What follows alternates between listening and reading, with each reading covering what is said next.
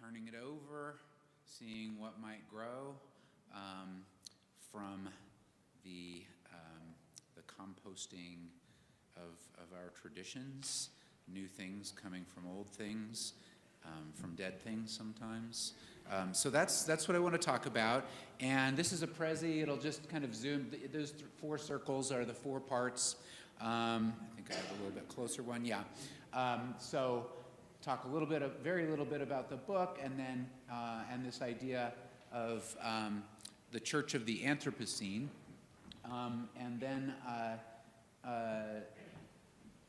as a starting point for those kinds of conversations, to look at some core texts, some core biblical texts that have been, especially one of them has been, leveraged in support of, in sort of making the bed that we find ourselves in right now in terms of climate crisis and being on the horizon of climate collapse. And I bet you already are all thinking of the same text I am, but we'll get to that. And then we'll also look at another creation story in biblical tradition. And I want to sort of estrange ourselves from what we think we know about these traditions. And part of the way we'll do that is to think about translation and how they're translated and how they might be translated differently, and how that could crack open some different perspectives and understandings. So first, just a little bit about the book.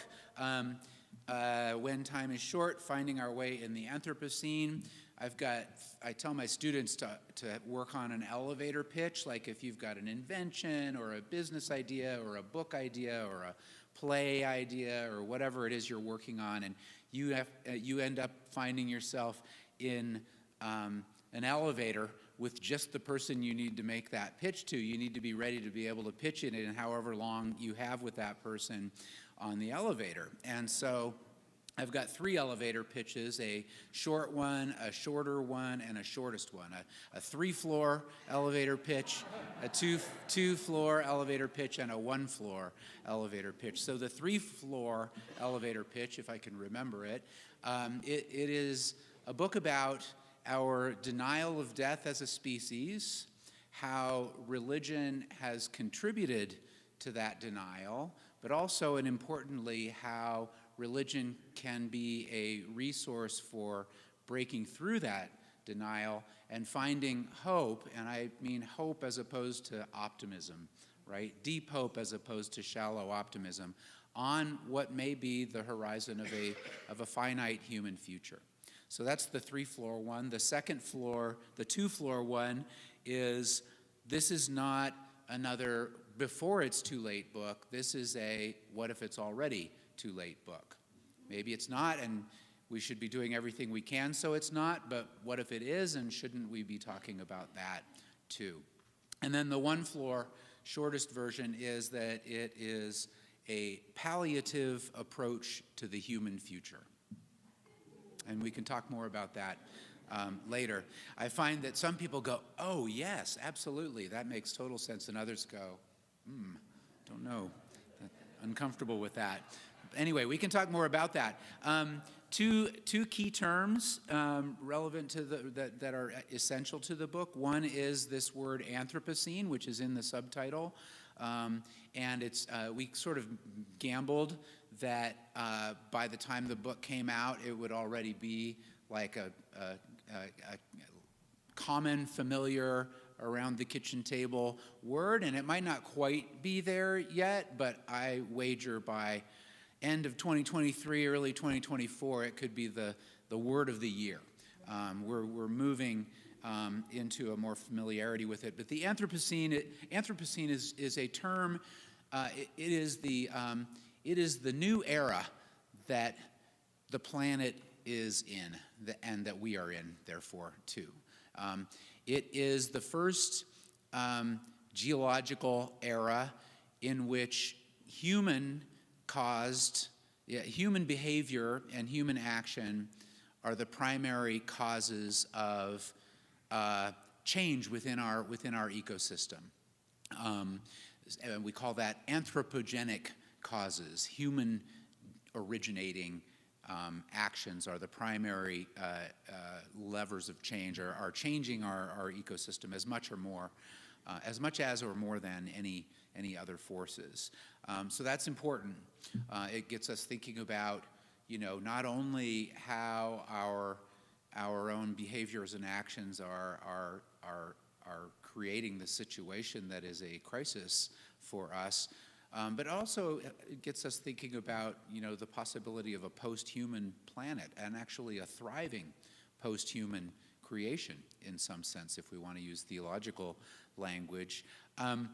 When the Anthropocene began is a matter of some debate, but many will argue that it is around the middle of the 20th century, in the 1940s and going into the mid-1940s, pretty much around the time of the first atomic bomb and the end of World War II and many other things.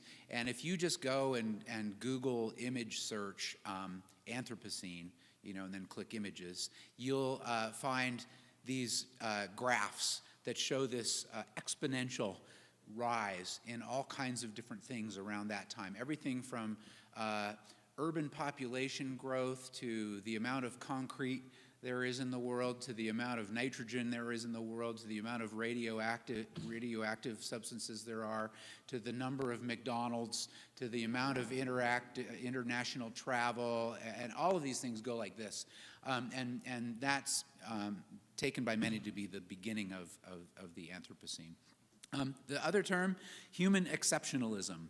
So this is the idea, and I think it's really a theology at its core, the idea that we humans are somehow exceptional to and accepted from the rest of creation, the natural laws and so forth that govern the rest of creation, that we are sort of godlike in our exceptionalness, in the image of God in some sense, over the rest of creation. And part of what I argue in the book is that while we can see that still operating very much, even in our kind of faith in engineering, to engineer ourselves out of the mess we're in, no matter how late it is, to all kinds of other ways, that it's rooted in really the rise of capitalism, and the merging of science and technology around the same time. And it was very much a theological idea at its root, and that's partly why we need to go back and look at some of these biblical texts that were part of that theological idea. So those are the two important words or terms. The shape of the book goes from, and I borrow this from our teacher Walter Brueggemann. The shape of the book, or the arc, if you will, is from reality to grief to hope. And so the way Walter Brueggemann talks about this, is that this is the kind of prophetic, this is the arc of the prophetic imagination over against the ideology of the empire. And he's talking in his context about the Solomonic Empire, the Empire of Solomon, and the prophetic imagination speaking to and against and interrupting that narrative. So the empire's narrative, let's just generalize, is from ideology to denial to despair. And so ideology of Israelite exceptionalism, the way Walter Brueggemann talks about it, so an ideology of exceptionalism in some sense. When that ideology of exceptionalism falls apart, what you have is denial that it's happening, and when denial doesn't work anymore, you're left with despair, right? And so the prophetic arc against that is to confront the ideology of exceptionalism with the reality of what's happening, of the bed we've made for ourselves, we are making for ourselves, and to confront the denial that follows that ideology with grief, to grieve what has been lost, what will be lost, the harm that's been done, the harm that will be done. And then to confront the despair, or I don't know if confront is the right word, it's more pastoral in some sense in that prophetic moment, but to offer hope, a kind of deep hope as opposed to shallow optimism against the despair. But you can only get to hope through grief, right? Through facing reality and through grieving. There's no hope without grief. I think that's a really core thing in Brueggemann's thought and in mine too, and that's really a lot of what I'm interested in trying to do in the book. And in that sense, I do think that this hope has to be in some sense palliative. And it's a kind of, I'm trying to sort of translate from the notion of palliative care in medicine. So we're not talking about, weeks or months or years. We're talking about decades or generations or centuries maybe, but so the scale is different, but the kinds of things that matter most when time is short are always what matter most, and can we start having a conversation about that without imagining that we're going to go on forever and that the only kind of hope is hope in perpetuity, hope forever, right? And so that's the kind of idea of the book. Since finishing the book and starting to talk about it in different contexts, I've been reflecting a lot on what the church of the Anthropocene might look like. The book is not really directly addressing only religious people, or I don't intend for it to only address religious people or religious communities or Christian communities. But what I'm finding when I talk about it is that religious communities, let's say Christian communities, progressive ones, Christian adjacent ones, post-Christian ones, pagan ones, that kind of range of religious communities are really interested in thinking about this kind of work and asking, what could be our calling, over against a mainstream culture that really is not letting go of ideology and denial. What could be the kind of space that we as a religious community might be able to open up to? What kinds of resources do we have? For example, scriptures and rituals related to grief and lament and also hope that doesn't deny the power and importance of grief and other things like that. And of course, social and environmental justice. We understand how these things are related and connected. So that's the kind of question I'm wanting to talk with you about. What if it's too late to, this was just in the blurb for Sunday school this morning. What if it's too late to reverse climate collapse? What is our calling on this horizon? Our task as communities of faith is to find new ways of creating space so we can confront our denial of death and the reality of the bed we've made for ourselves, to grieve and to find deep hope, you hear reality, grief, hope there, for a more meaningful way forward. This is the prophetic and pastoral work of the church in the Anthropocene. So part of that work, I feel, is, and I thought about, we could talk about this in a lot of different directions, and we certainly can in our conversation, but I think part of that work is reading ourselves out from under the scriptures and the interpretations of scriptures that have gotten us to this place, and that's the elevator speech number one, right? How religion has contributed to the denial and how religion can also be a resource for breaking through that denial and finding hope. And part of the work when it comes to looking at these biblical texts is around the fact that we're way too familiar with them. We think we know them better than we do. And part of that is, the fault of a long history of translation that kind of has homogenized them and made us feel like we know them.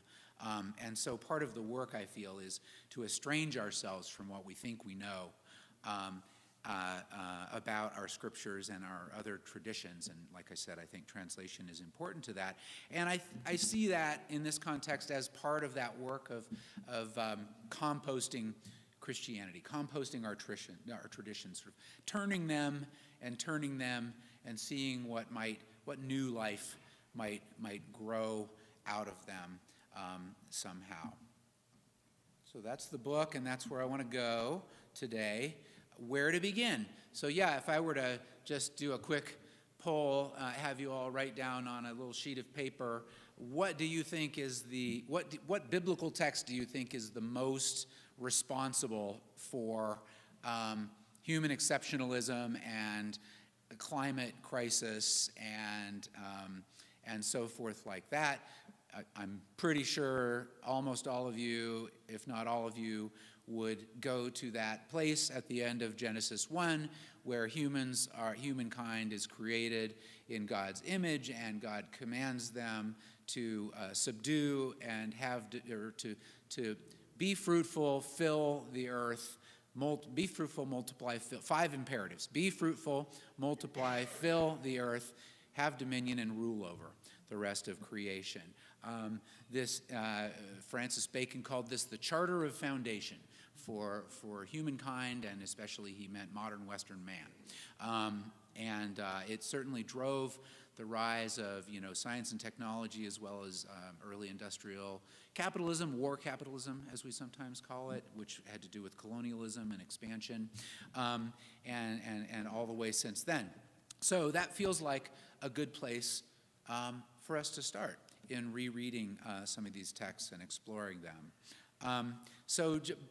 Just a little background before we go into each of these 2 stories. There are 2 very different creation stories in the first 3 chapters of the book of Genesis. We sometimes read them like they're all the same story, but they're really not. And if you even stop and think for a minute, you quickly recognize that they're very different. The first one is mostly chapter 1 for the most part, and the first 4 verses of chapter 2. And then the second one starts at chapter 5. Some say it starts halfway through chapter 2, verse 5. Some say it starts at chapter 2 halfway through verse 4, but we won't worry too much about that. And it goes through chapter 2, although it continues, because then you've got the tree and the garden, and you've got the fruit, and you've got the knowledge, and you've got them being banned from the garden at the end of chapter 3, and then you go on to Cain and Abel and all of those other stories. But there are 2 creation stories there, and it's important to recognize that they're different. They have very, very different literary styles. If you're reading them in Hebrew, they feel very different. The vocabulary is different. In all kinds of ways, differences. The first one is much more sort of symmetrical and poetic in many ways, with a lot of repetition. The second one, not at all that kind of a narrative. They have different names for the Creator, for the divine in them. In the first story, the name that's used throughout, the Hebrew word is Elohim, and Elohim is really kind of a generic word. The im ending is plural, so it can be translated as gods, like lowercase g gods, but it also is used as a proper name for God. And so anytime when you look at the English translations of the Bible and you see capital G God, it's going to be Elohim that's being translated there. And you'll see I play a little bit with that in translation. In the second creation story, though, what you get is 2 words. Elohim is one of them, but before it is what we call the tetragrammaton, the 3 letters, YHWH, which probably almost certainly was translated in ancient Israel as Yahweh, but in Jewish tradition, this is the sort of sacred name of God, and so it's not supposed to be read aloud, spoken aloud, and so in Hebrew, you've got the 4 consonants, the 4 grammatoi, whatever, and then the vowel pointing in between the consonants, because Hebrew has just consonants written out, and then points indicate the vowel sounds. The vowel pointing doesn't go with the word, and so it's meant to sort of trip you up so that you don't accidentally say it aloud. The Germans early on got Jehovah from that, Yehovah, because O-Ah are the vowels in there, and that's just a mistake, but that's where you get that Jehovah name. So in your English Bibles, though, what you'll usually see is small caps Lord, and then God. So small caps Lord God, and in Hebrew that's Yahweh Elohim, and that's the name used in the second creation story for God. So that's a kind of a big difference when you suddenly move from one way of talking, one name for God to another. And then, really, really importantly, it's just different content in the 2 stories, different order of creation. In the first one, starts with light and dark and the cosmos and all of those things, goes to plants and animals and fish and birds, and it's not till the 6th day that humans are created. And when humans are created, they're actually created in mass. They're created plural. just like all the other creatures were created, plural. Male and female, but not just a male and a female, but rather humankind, all of them. And then you get to the second story. That's on the sixth day as the last thing, long after plants, animals, everything else. And then you get to this next one, and you have land with no plants on it yet. And God forms a single individual human, not yet sexually differentiated. We'll talk more about that. And then tries creating companions for this one human, animals, creates them the same way after the human. And then when that doesn't work, puts the human to sleep, takes part of it out, forms woman, and you get, male and female sexual difference. And so if you read it that way, the woman is actually created first, and the man is the leftovers, right? If you think about that.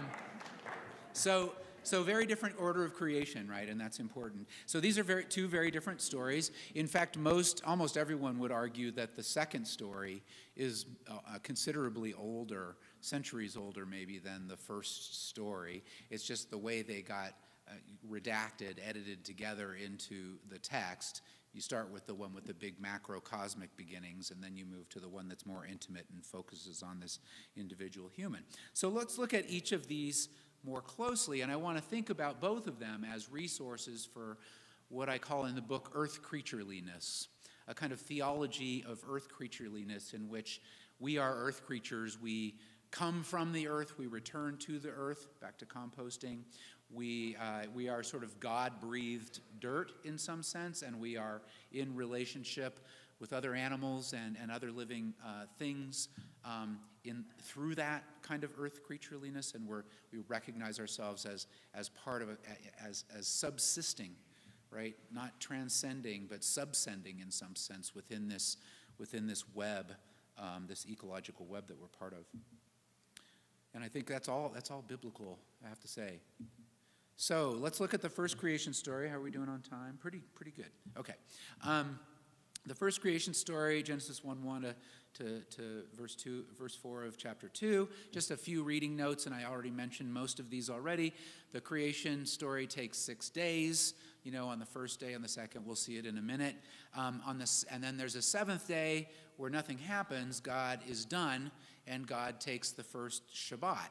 7 means 7 is Shavah, and Shabbat is seventh. It's completeness. It means all of these kinds of things, and so God rests, which you could say, suggests that this creation is so good and so complete and whole that God doesn't have to do anything. It's just sort of gonna be there on its own. It's a kind of cosmic unfolding, as I already said. You start with light and dark and sea and land, and you unfold from there. It's very poetic and beautiful when you're reading it in Hebrew. There's a lot of repetition, and I try to capture that in my translation I'm going to share with you. There's a lot of symmetry and structure to it. So when you hear repetition, and then a break in that repetition, that's important.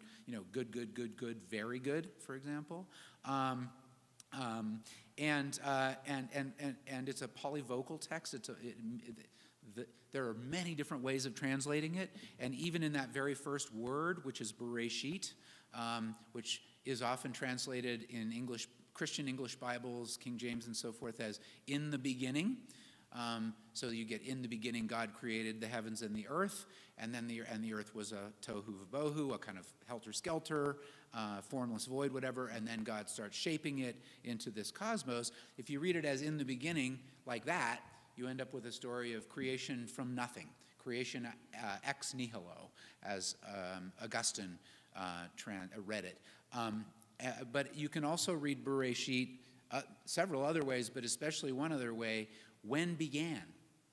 So if you read it that way, you get when God began to create the heavens and the earth was tohu v'bohu, was formless void, helter-skelter, however you translate that, which isn't creation from nothing.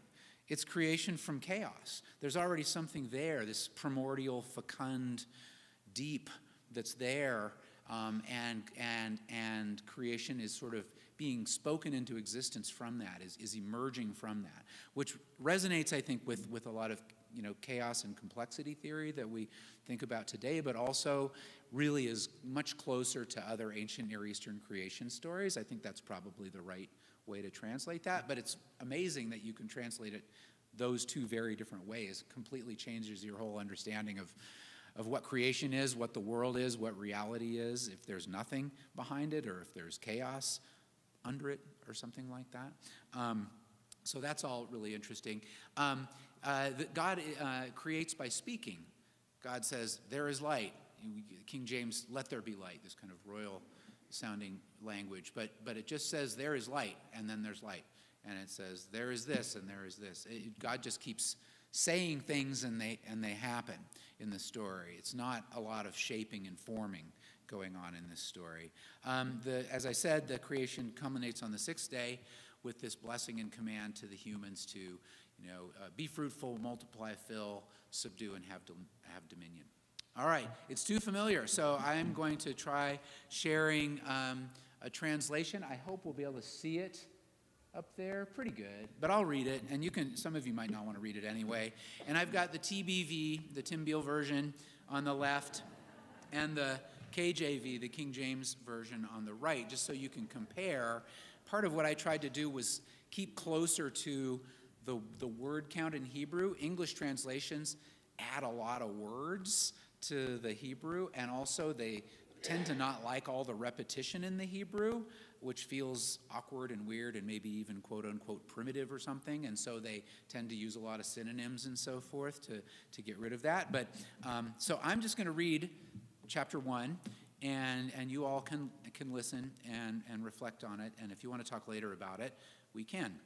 So, when gods began shaping skies, earth was bottomless brine, dark on deep's face, God's breath brooding on water's face. God said, is light, was light. God saw that light was pleasing. God's divided between light, between dark. God's called to light day, to dark called night. Was evening, was morning, day one. God said, vault amid waters, dividing between waters to waters. God's made vault, divided between waters under vault, between waters over vault. So it was. God's called to vault, skies. Was evening, was morning, day two. God said, waters under skies, gathering to one place, dry ground showing. So it was. God's called to dry ground, earth, to gathering waters called seas. God saw that it was pleasing. God said, earth greening green, grass seeding seed, fruit tree making fruit of its kind, with its seed in it on earth. So it was.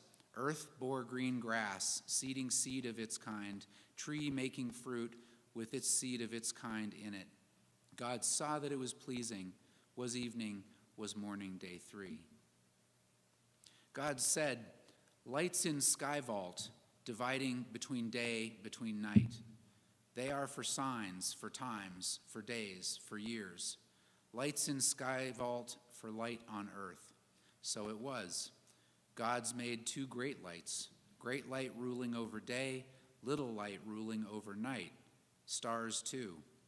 God's put them in the sky vault for light on earth, for ruling over day, over night, dividing between light, between dark.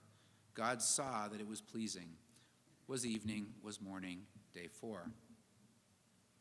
God said, waters swarming swarm life, birds birding on earth, on sky vault's face. God's shaping great sea monsters. God's shaped great sea monsters. Every creeping life, waters swarming with their kind, every bird wing of its kind. God saw that it was pleasing. God's blessed them, saying, burst forth, breed, fill waters in seas. Birds breed on earth. Was evening, was morning, day five. God said, earth bearing life of its kind, beast, creeper, earth life of its kind. So it was. God's made earth life of its kind, beast of its kind, every ground creeper of its kind. God saw that it was pleasing. God said, "We make human in our form as our image. They rule over sea fish, over sky bird, over beast, over all earth, over every creeper creeping on earth."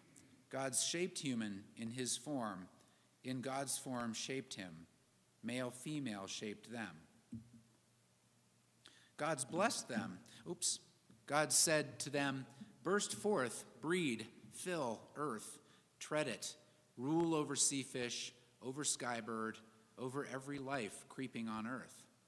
God said, "Behold, I gave you all grass, seeding seed on all earth's face, every tree with tree fruit in it, seeding seed for you as food, to every earth life, to every sky bird, to every creeper on earth with life being in it, all green grass for food." So it was. God saw everything made. Behold, it was very pleasing. Was evening, was morning, day 6. Skies, earth, all their array were finished. God's finished doing work in day 7, rested in day 7 from doing all work. God's blessed day 7, hallowed it, for in it he rested from working, shaping, doing. That's the story. So, some reflections. I would suggest, I already said this, that it's not a story of creation from nothing, but rather maybe a creation from some sort of primordial, fecund something, fruitful something that's there in the beginning. It's really fascinating to notice how God is in relationship with all of the things and all of the living creatures as they come into being. God addresses them, calls to. You don't get that in most English translations because the translator turns it into called them this or that. In other words, gave them a name. But it's more direct. It's a transitive verb, called to, called to light, day. So there's this relational dynamic and there's this speaking going on in relation to these things coming into being. Just to note that creation is good before we get there. All the way through, it's good. It doesn't need us to be good, right? It's not there for us in that sense. The animals are given that same blessing, the other living creatures, of going forth and being fruitful and multiplying, and also of what they are to eat, as the people are given. The dominion that God says to have dominion over is only for the living creatures, is only for the animals. It's not about fossil fuels. It's not about rainforests, so we can think about what that dominion means. I wish we could translate that as a softer term, dominion and rule over. One of them is actually in Hebrew kabosh, which is where we get the onomatopoetic Yiddishism of put the kibosh on something. It means basically to stomp on it, to stand over it in some sense. On the other hand, this is a vegetarian creation. No animals were eaten in the making of this creation story or harmed. It's plants that are given for food. They don't start eating animals until after the flood, and we can talk about that.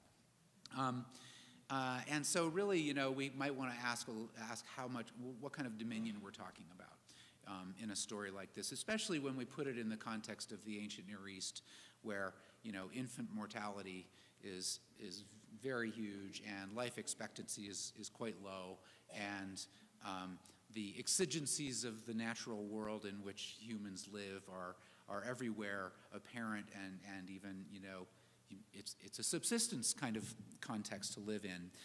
So that might qualify our understanding of that language of dominion. So that's the first story. Doing okay. Not quite as much time for Q&A as I thought. We want to look at the second story briefly. I love this story, and I offer a different translation of that too. It's a very different kind of story. This is the King James version of it that we're familiar with. This is just the part where God forms the first human. Every plant of the field before it was in the earth, and every herb of the field before it grew, for the Lord God, see the different name, right? For the Lord God had not caused it to rain upon the earth, and there was not a man to till the ground. But there went up a mist from the earth and watered the whole face of the ground. And the Lord God formed man of the dust of the ground and breathed into his nostrils the breath of life, and man became a living soul. And the Lord God planted a garden eastward of Eden, and there he put the man whom he had formed. Pay attention to some of those bolds in there. And we'll just look at a few Hebrew words that might help us rethink this text and retranslate it. First is ha-adam in Hebrew. And so Adam is the generic word for human. We have ish and isha for man and woman. Adam is a word that we can use for humankind or human in a generic sense. And here it is appearing with the ha in front of it, and that's just the Hebrew definite article, the. Right? So we know that, so a better way of translating this would be, the human. It's a generic term for human. It's not sex specific necessarily. And we know that later on, this one human is going to be divided into two. Of course, one of them is going to get that name Adam, which is the proper name derived from Adam. But ha-Adam, the human, is not Adam. It's a human. Now, the second word here, ha-Adamah, sounds similar, doesn't it, right? So that's grammatically feminine form of the same word, and ha-Adamah means ground or humus. And so in Hebrew, like in our language, where we have human, humus, humble, humility, all related linguistically. Being humble is to be close to the ground. Human and humus are linguistically connected there.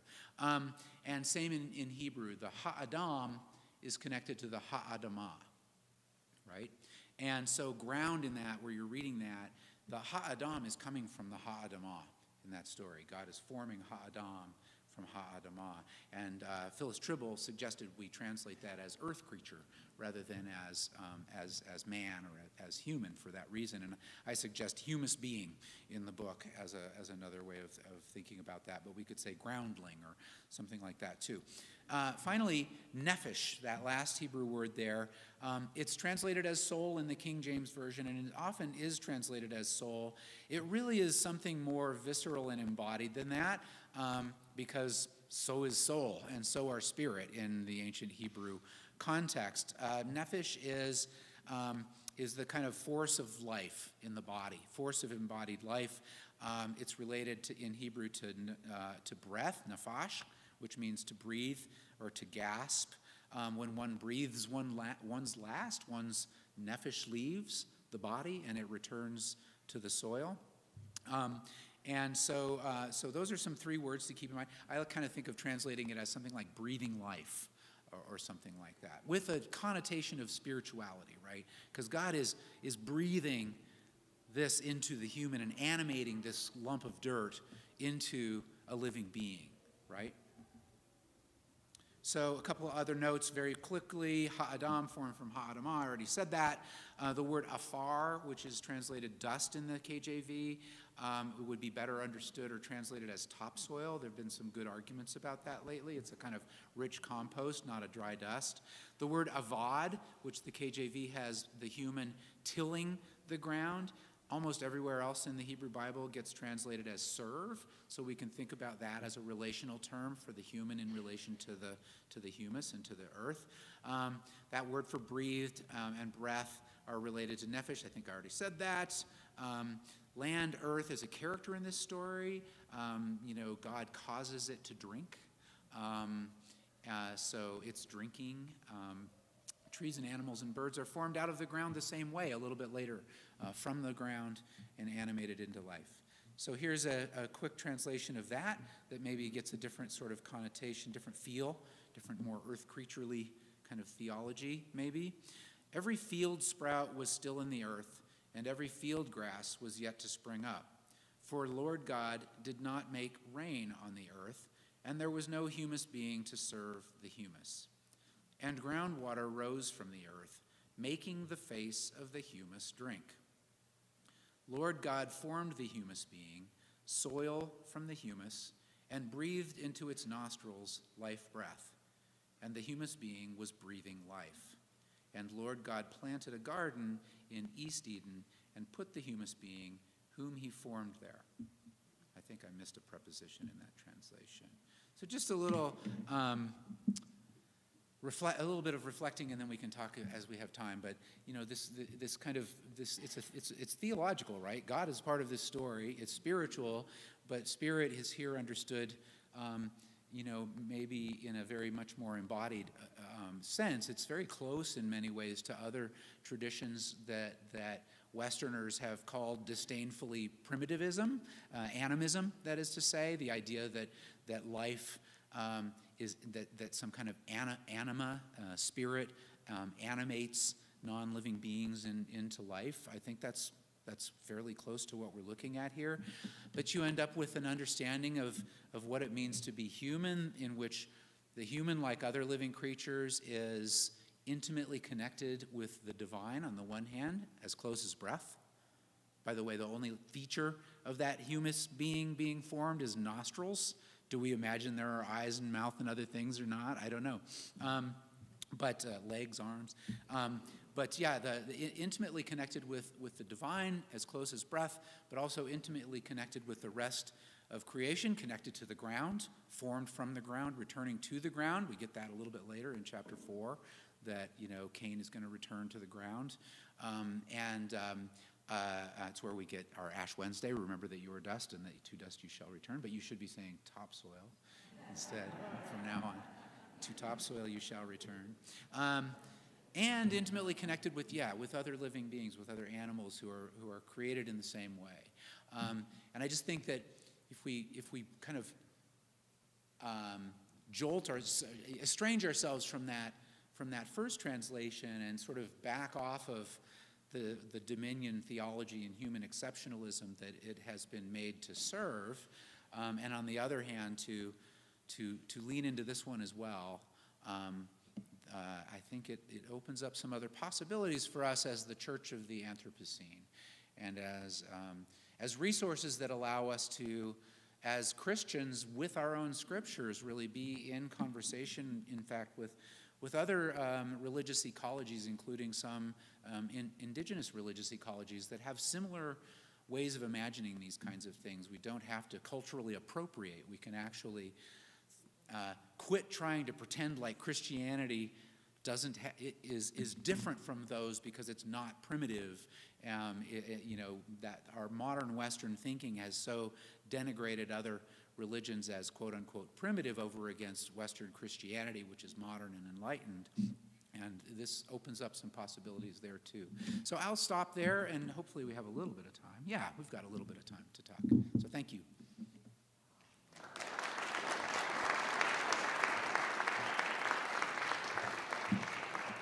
You could raise your hand if you have a question. So we can.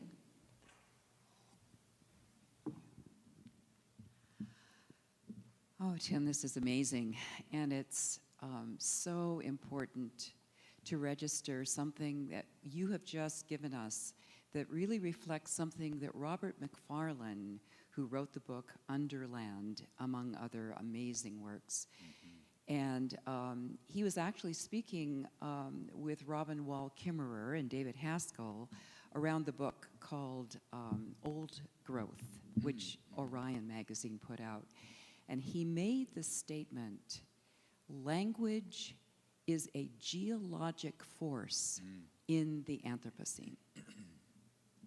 And I think what you've just given us in terms of this is our creation story recast in another language is similar to what the quantum physicists have given us in terms of an expanding universe and the possibilities that that raises and completely changes what we see as possible in the world. So I just want to thank you for that, and I hope as one person in the Earth Care team here at Montview that we might take this further steps in terms of actually bringing in some lamentation exercises as a community, which I think is absolutely critical. So thank you so much. Wow, thank you. I love that that statement that language is a geological force in the Anthropocene.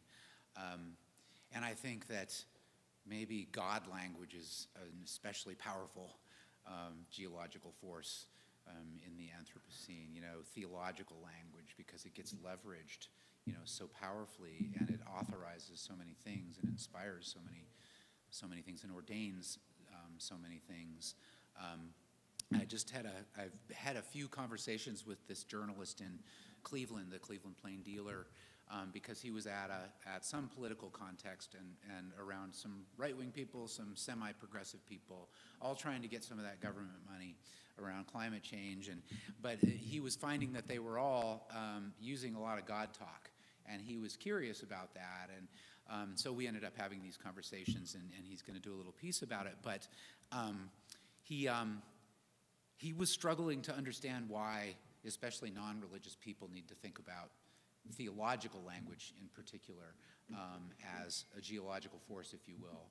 We weren't using that language, but that's really what we were talking about. And I was trying to find ways to help see that this isn't just sort of superficial, facade that we put on our practices to just sort of justify them for those who need that justification. It shapes everything. It shapes our actions and what is possible. At one point, I think I said to him, climate crisis is a theological crisis for anybody who's religious or even subconsciously religious. It's so much of our language just doesn't work anymore and we need to completely radically rethink it. Thank you for that. I'm going to remember that. We have time probably for one more. Oh. Yeah, Marilyn. Thank you, Tim. This is great. I work in a multi-faith space, and it's got me thinking. I don't talk Genesis with my Jewish siblings, but do they emphasize the second story more than we do, or do they have the same problem being a Judeo-Christian nation and all of that, or even in Israel? But I'm also now thinking, okay, Abrahamic. What about our Muslim siblings? What story do we and they tell each other that helps form this problem that we've created? Yeah, really important. And I would just add to that modern Western capitalism, which is global capitalism now, is pretty much informed by this, at least on a subconscious level, all the way through.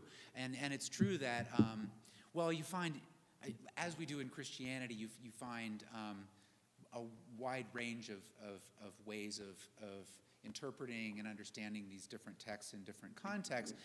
Generally speaking, what we've seen with these monotheistic religions that all really, presume this kind of a creation story, including Islam, is language of stewardship, where it still has a kind of, I sometimes say that stewardship is a kinder, gentler human exceptionalism, because it still kind of assumes that we're in charge and we need to be the stewards. That's what God charged us with, and Laudato Si, the Catholic encyclical, and others really focus on that language in Islam. I think it's I forget the Arabic word, but it means vice regent or something like that. It gets translated as vice regent, like humans have been sort of given this job to take care of the rest of creation, which all of it matters just as much as humans, but humans are given that job. So that kind of language of stewardship is everywhere there. But I'm somewhat familiar with some Jewish ethical thought around this too, that is drawing from some of the theological language of Martin Buber, the I and thou versus the I and it, versus objectifying language, a kind of relational language, and the work of Emmanuel Levinas, really important philosopher and ethicist and Talmudic scholar, around the face of the other and the way in which I, as a subject, am subject to the other who presents herself, themself to me, and there's that face-to-face is an ethical encounter, and some are trying to use some of that language to think outside of the human kind of relationship, to think about human, animal, human, or human, non-human, let's say, animal, plant, inanimate, and on from there. So that's some range. I think it's happening in all of the traditions. Yeah. Well, Question. okay.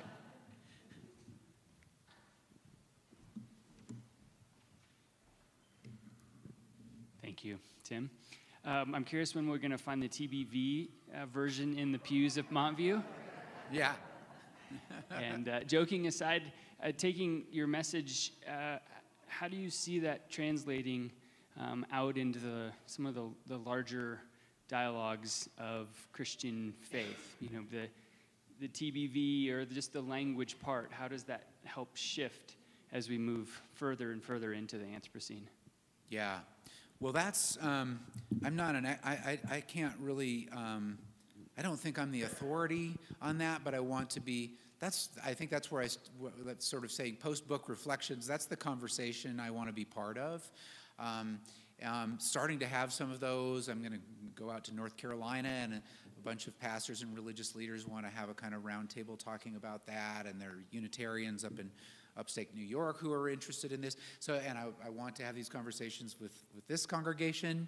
But I think, and I'm actually on a little project at Case Western Reserve that's related to this too.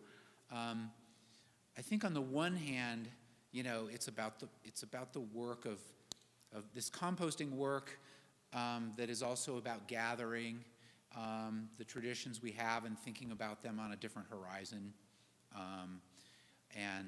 You know, so I think that's important, whether it's scriptural traditions, whether it's rituals around grief and lament and around hope and community building and justice, environmental and social justice, the ways in prophetic tradition, for example, the environmental justice and social justice are all entangled together, like creation is falling apart when people are being oppressed. And this is kind of a poetic imagining of the interdependency of these things, but I think we have resources around that in scriptures, in rituals. I think too, though, that it's, and I'm just learning about this stuff, but I think it's about creating structures for community building, which is less about the content and more about like thinking about what ways we can bring ourselves together that bring in as many people as want to be part of it, all as assets, as having something to offer. I'm reading this book by Peter Block, The Community, The Structure of Belonging, and another one by Adrienne Marie Brown called Emergent Strategy. And some of you have had me start listening to Bayo Akomolafe, who I think is amazing. He had this beautiful image in one of his recent reflections suggesting that, you know, what we're in right now on this horizon of crisis and potential collapse is a total rupture in what we thought it meant to be human and all of that, and a total rupture in the sort of Western narrative of progress and everything. And I think there are theological dimensions to that rupture. And he said it very beautifully, let us make the rupture a classroom. Let us sit around the rupture, and I can't do his really cool Nigerian accent, and let the rupture be a treasure that we sit around and learn from. And so I like the idea. I feel it's important not to just set up an agenda and start going forward, but to let an interruption sort of be there in the space. I like that image at the end of Don't Look Up, the only non-satirical image in that whole movie when they're sitting around the table and they don't really know what to say. You know, they're talking about whether store-bought versus homemade pie is good and feeling thankful and, you know, but a kind of open some space like that for a longer version of that conversation. Thanks for that question, because I don't know how to answer it, and I'm thinking a lot about it. I'm going to leave it there so that everybody has time to go out and buy Tim's book in the lobby if they haven't purchased it already. Also, just a reminder to please come the next 2 Sundays for the next 2 Earth Care series of speakers. And thank you, Tim. Thanks so much. Terrific. Thanks, everybody.